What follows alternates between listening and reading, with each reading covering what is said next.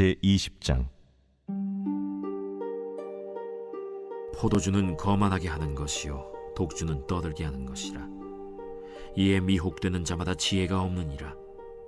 왕의 진노는 사자의 부르짖음 같으니 그를 노하게 하는 것은 자기의 생명을 해하는 것이니라. 다툼을 멀리하는 것이 사람에게 영광이거늘 미련한 자마다 다툼을 일으키느니라. 게으른 자는 가을에 밭 갈지 아니하나니 그러므로 거둘 때에는 구걸할지라도 얻지 못하리라. 사람의 마음에 있는 모략은 깊은 물 같으니라. 그럴지라도 명철한 사람은 그것을 길어내느니라. 많은 사람이 각기 자기의 인자함을 자랑하나니 충성된 자를 누가 만날 수 있으랴. 온전하게 행하는 자가 의인이라. 그의 후손에게 복이 있느니라. 심판 자리에 앉은 왕은 그의 눈으로 모든 악을 흩어지게 하느니라. 내가 내 마음을 정하게 하였다. 내 죄를 깨끗하게 하였다 할 자가 누구냐. 한결같지 않은 저울추와 한결같지 않은 되는 다 여호와께서 미워하시느니라. 비록 아이라도 자기의 동작으로 자기 품행이 청결한 여부와 정직한 여부를 나타내느니라. 듣는 귀와 보는 눈은 다 여호와께서 지으신 것이니라. 너는 잠자기를 좋아하지 말라. 네가 빈궁하게 될까 두려우니라. 내 눈을 뜨라. 그리하면 양식이 족하리라. 물건을 사는 자가 좋지 못하다 하다가 돌아간 후에는 자랑하느니라.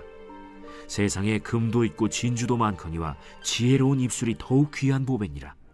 샬롬, 반갑습니다. 큐티로 여는 기막힌 하루입니다.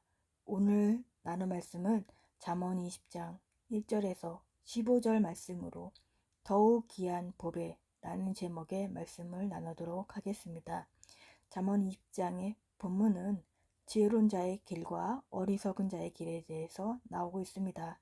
우리가 오늘 그 내용을 살펴보면서 하나님이 우리에게 어떠한 말씀을 하시는지 생각해 보도록 하겠습니다. 첫 번째로는 명철한 사람은 마음의 모략을 길러냅니다. 3절부터 5절 말씀에 다툼을 멀리하는 것이 사람에게 영광이거늘 미련한 자마다 다툼을 일으키느니라. 게으른 자는 가을에 밭 갈지 아니하나니 그러므로 거둘 때에는 구걸할지라도 얻지 못하리라. 사람의 마음에 있는 모략은 깊은 물 같으니라. 그럴지라도 명철한 사람은 그것을 길러내느니라. 아멘. 오늘 말씀을 보면 공동체 내에서 불화를 초래하는 것은 어리석은 일로 간주하고 있습니다. 다툼은 곧 죄로 발전됩니다. 다툼은 관계를 어지럽히고 언제나 파괴적입니다. 미련한 자가 쉽게 다툼을 일으킨다고 말합니다. 그러므로 지혜로운 자는 악인의 다툼을 피할 것입니다. 술에 취해 거만하게 떠들고 다툼을 일으키는 자는 지혜가 없는 사람입니다. 지혜가 없기에 다툼을 일으킵니다. 내가 죄인이라는 지혜가 없기 때문에 다툼을 일으키게 되는 것입니다.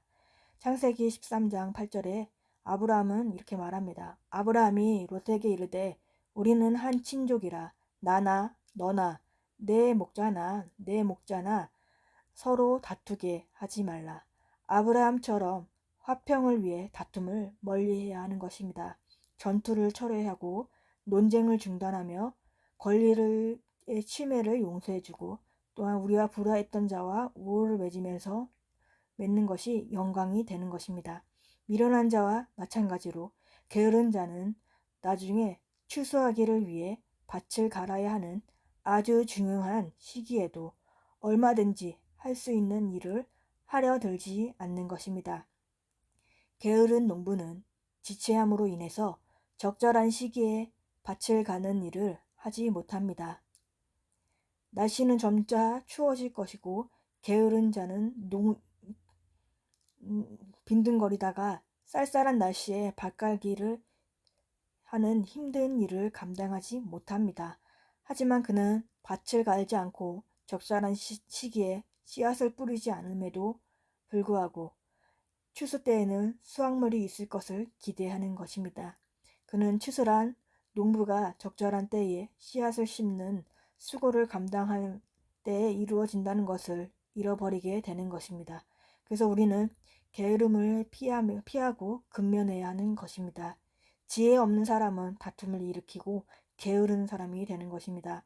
우리가 다툼을 일으키는 사람인지 아니면 지금 게으르게 행하고 있지는 않는지 한번 생각해 봐야 합니다. 그러나 하나님을 경외하는 사람은 명철한 사람입니다. 깊은 물이라는 표현은 사람의 마음속에 묻혀 있는 참된 지혜의 상징으로 그것을 길러 오르기 위해서는 지혜로운 자의 명철이 필요한 것입니다. 무언가 숨기고 싶을 때 좋은 방법은 깊은 물속에 던지는 것입니다. 인간의 마음속 동기도 잘 보이지 않는 것입니다. 그러나 상대가 아무리 숨기려 해도 지혜로운 사람은 그 흉중을 겉으로 이끌어낼 수 있는 것입니다. 지혜로운 사람은 능히 자신과 타인의 동기를 분별할 수 있는 것입니다. 명철한 사람은 사람의 깊은 마음의 죄를 알아차립니다. 하나님 앞에서 모든 사람이 죄인이라는 사실을 알기 때문입니다.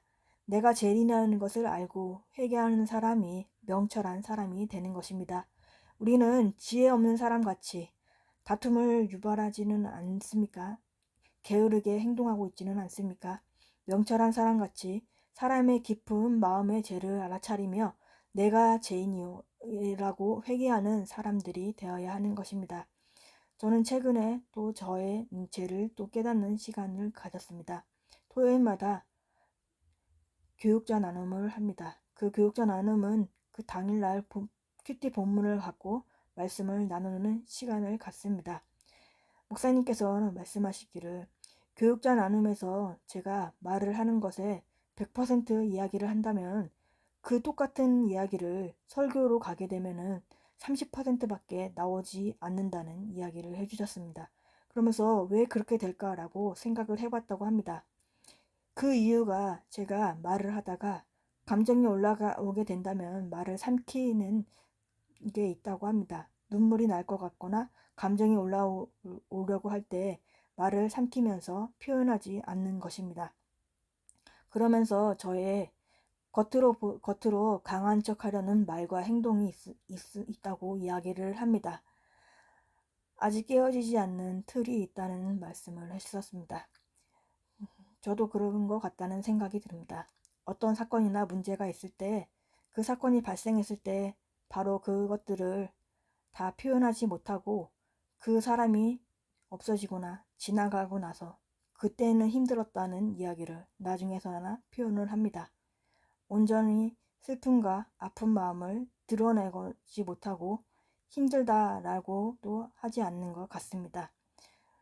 말씀과 설교 중에서는 온전히 감정을 절제하면서 드러내지 않는 모습이 많은 것 같습니다. 힘들 수도 있고 아플 수도 있지만 그렇지 않으려고 했던 시간이었던 것 같습니다. 지금도 나눔을 쓰면서 내가 다 표현하고 있지는 못한다라는 생각을 하고 있습니다. 그런 저의 모습을 목사님께서 정확하게 짚어주며 저의 죄를 깨닫게 해 주셨습니다. 제가 말씀으로 저를 깨뜨리고 드러낼 수 있는 사람이 되었으면 합니다. 우리들도 명철한 사람같이 마음의 모략을 아래채려 우리의 내면의 죄를 깨닫고 죄인인 것을 회개하는 우리들이 되었으면 합니다. 적용 질문으로는 지혜 없는 사람같이 다투며 게으르지 않는지요. 명철한 사람같이 우리가 죄인인 것을 인정하며 회개하고 있습니까?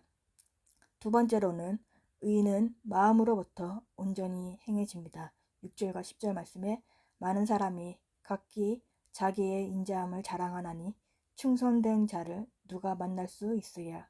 온전하게 행하는 자가 의인이라. 그의 후손에게 복이 있느니라.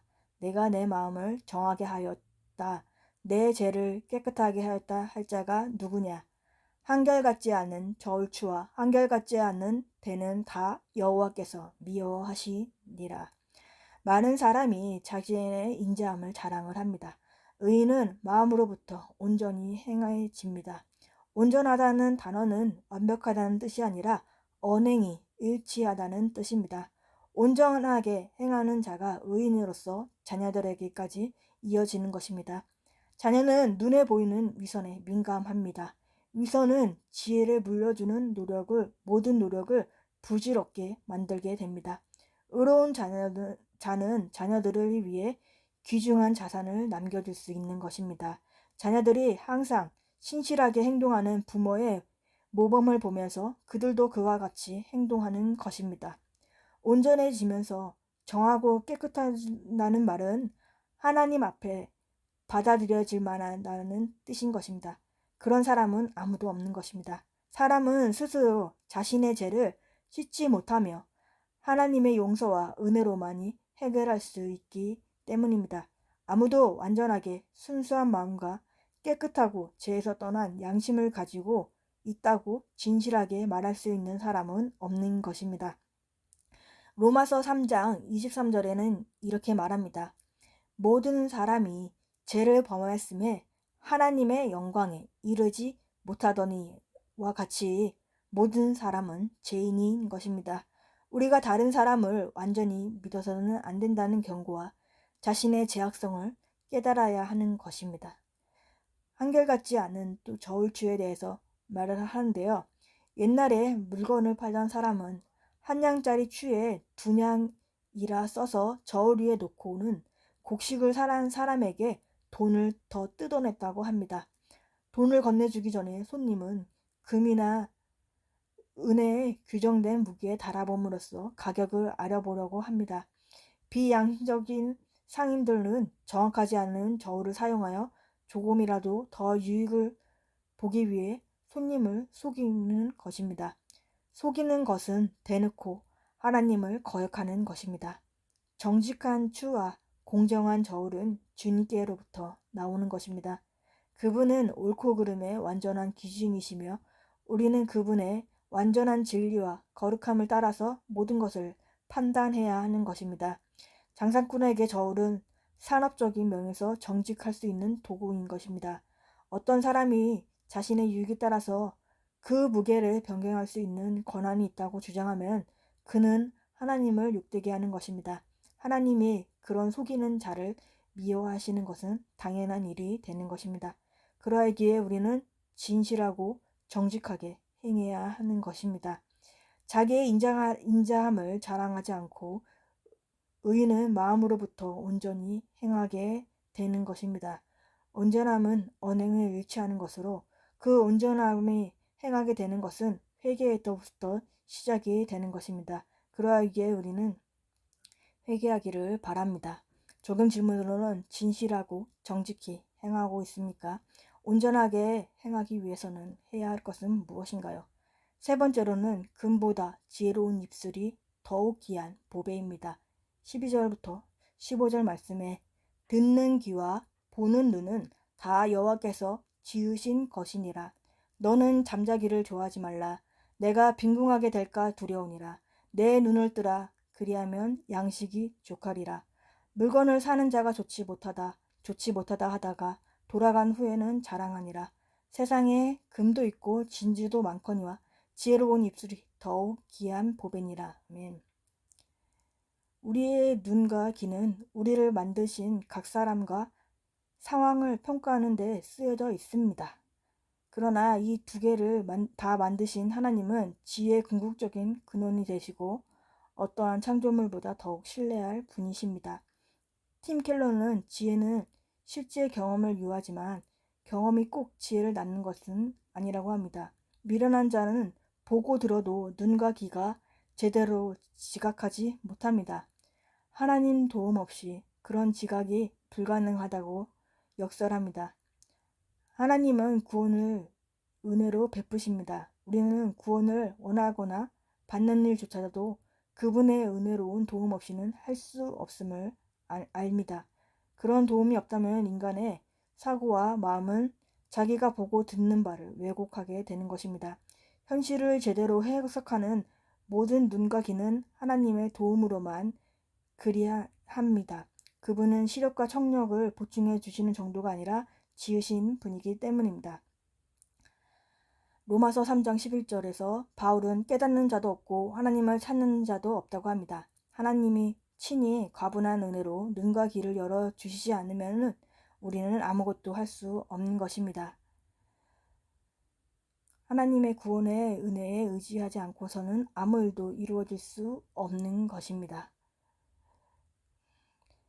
또한 잠을 사랑하는 것은 게으름과 동일시되며 늦게까지 깨어 있는 것은 근면의 표시가 됩니다. 침대에 좀 더 누워있기를 좋아하는 게으름뱅이는 굶주리게 되는 것입니다. 왜냐하면 그는 어떠한 결실을 만들어낼 수 있는 훈련을 받지 못하는 자이기 때문입니다.